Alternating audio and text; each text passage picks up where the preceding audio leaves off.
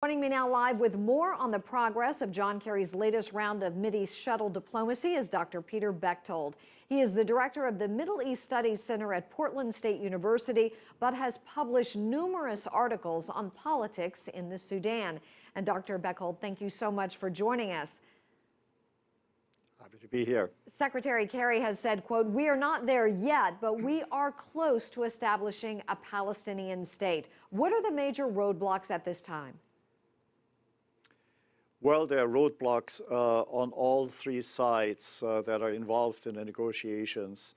The need is to figure out what to do with the 22% of historic Palestine in which the Palestinians want to have their state. Much of that 22% is occupied by Israeli settlements. And so one question is, where are the future borders going to be? Secondly, will the settlers be withdrawn? Will some residual Israeli forces remain in the Jordan Valley?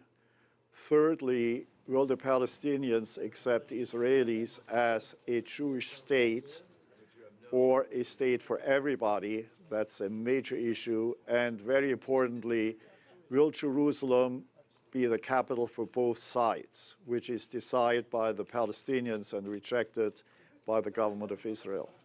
Dr. Bechtold, during U.S. President Bill Clinton's administration, there was a prospect again of establishing a Palestinian state, and it seemed a real possibility. Why was it not finalized then, and why should we think it will happen now?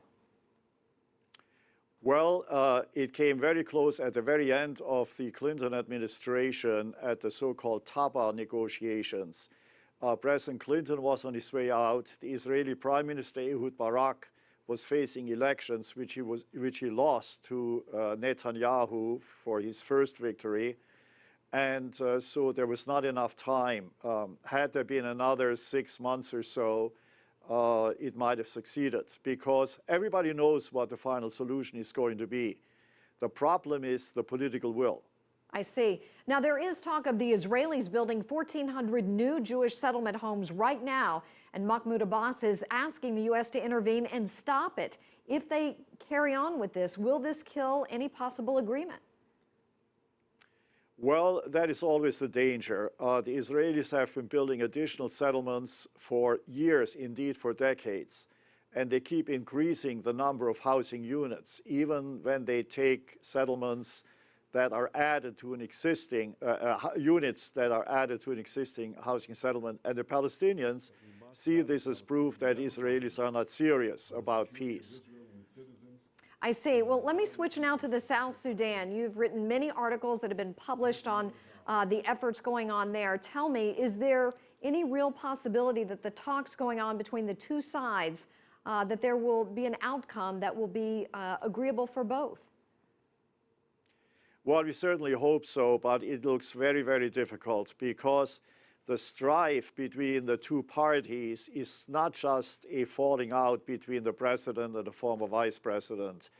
That sparked the latest round, but there has been historic strife between the Dinka Federation and the Nuer Federation. They've been fighting each other for at least 100 years. That is documented in history, and for all we know, since recorded history began. It is an existential fight, and the country of South Sudan has been struggling to get so many things accomplished.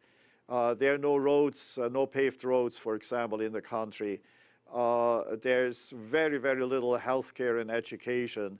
And so whoever is in power takes advantage of the few resources there, and everybody else is out. And the Nuer are challenging this. And so unless some major compromises are being made in Ethiopia, it's going to be, they may paper over the problem for the time being, but the real issues of chronic underdevelopment and the unwillingness to accept people from other tribes is very serious. I'm particularly concerned about the smaller tribes.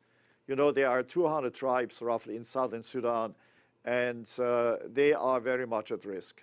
Dr. Bechtold, thank you so much for your expertise and your time.